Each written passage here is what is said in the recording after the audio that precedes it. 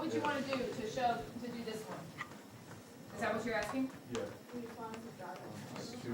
Stuff like that. Actually, what I'd rather have you do is, if you were going to do this, are you going to do it with 60 or 30? Which angle are you going to use? 30. You want to use the 30? Okay, so you would say that for, yeah, the sine of 30 is equal to 1 over, 2. And in our problem, that's equal to 7 over the thing we don't know. And then you can solve this for the hypotenuse, which is what we did here, except in this case, we had 1/2, 1/2, or you put 1/2 here, 1/2 here, and so on.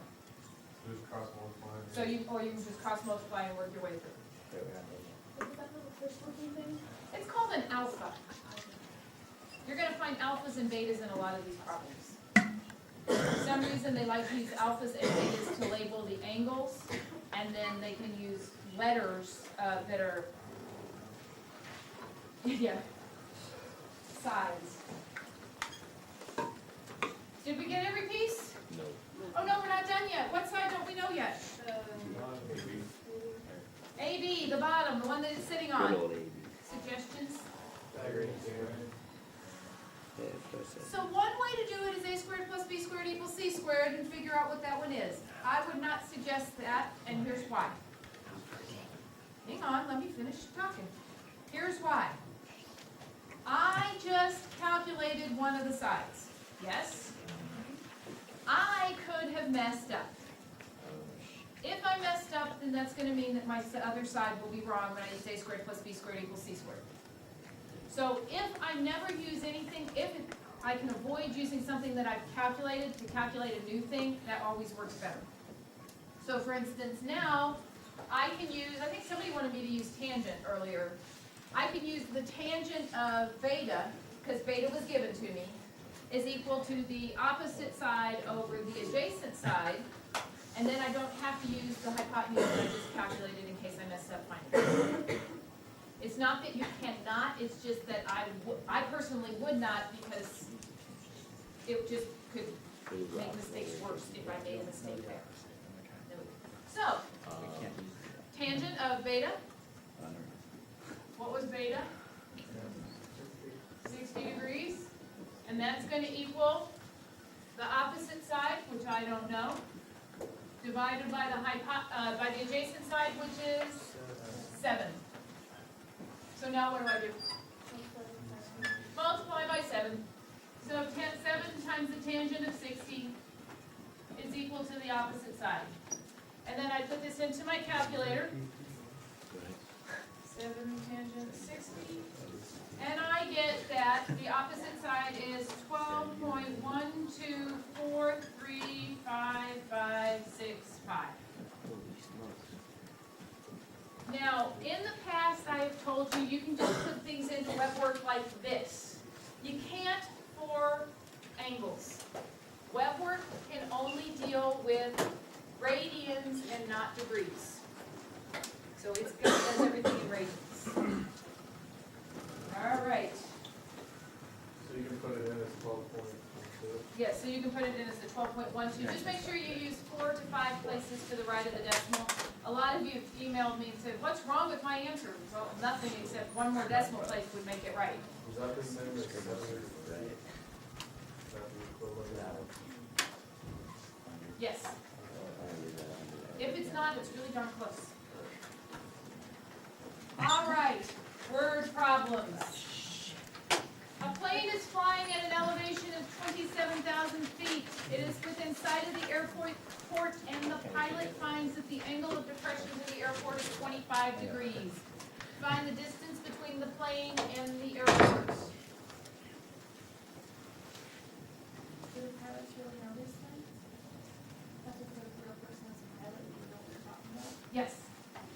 One of my students said, oh yeah, I use this all the time, and he does use flying. Like, oh, cool. I'm glad you really do know all this. They have to really create. They have to know some. Not really. They have They don't need to know as much now as they used to, because nowadays their instruments do a lot of this stuff for them. But back in the days before calculators and instrument panels that did it all, you could actually do this. It's, what is it, Apollo 13? Is that the movie? Where you see the guy up there using his slide rule and math to calculate stuff, figure out, that's the same kind of thing. Back in the old days, it was Apollo 13 or something, I don't know. Next time, you can bring one in, or next time you go to the testing center, if you look on the wall that's, so not where the door is, but on the other side wall, there's a big slide rule over there. But it was used for calculating. It was like calculating things like the calculator does now. So here's my airport, here's my airplane. Here is my line of sight. My plane would be going straight, at least we hope so. This is the angle that I have been given to be 25 degrees. My plane was said to be at an altitude of, by the way, the red thing down here is the ground, 27,000 feet.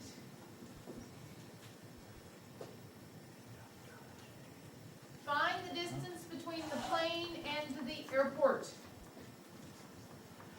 What is that?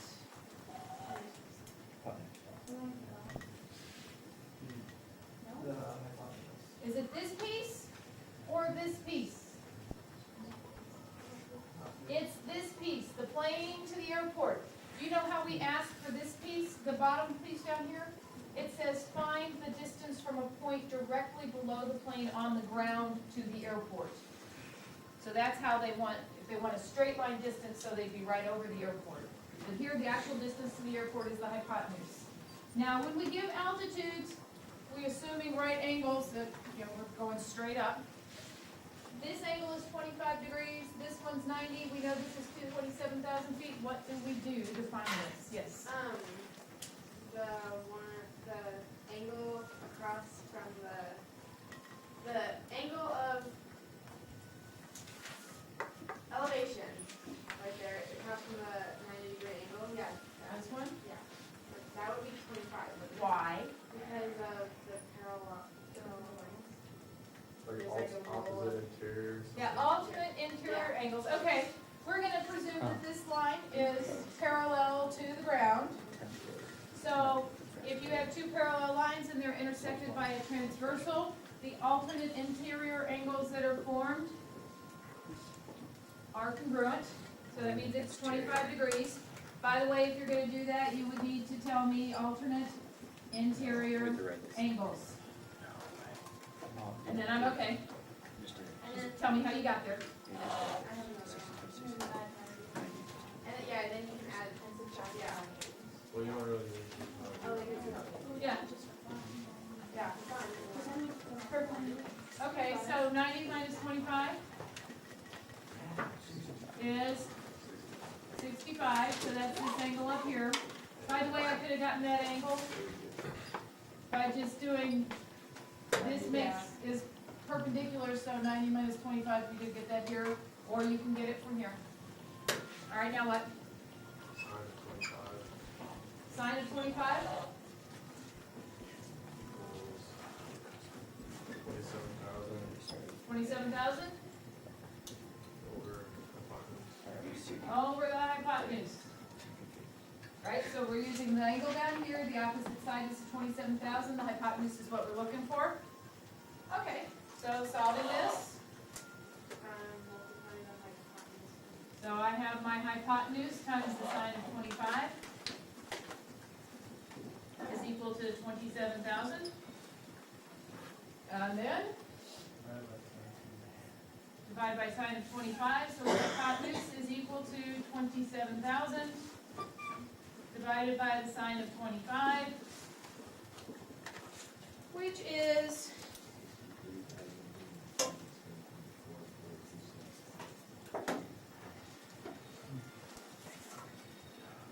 hypotenuse equals 63,887.44275 what? Feet. By the way, in WebWorks, the feet will already be written after the thing, you don't type it in yourself.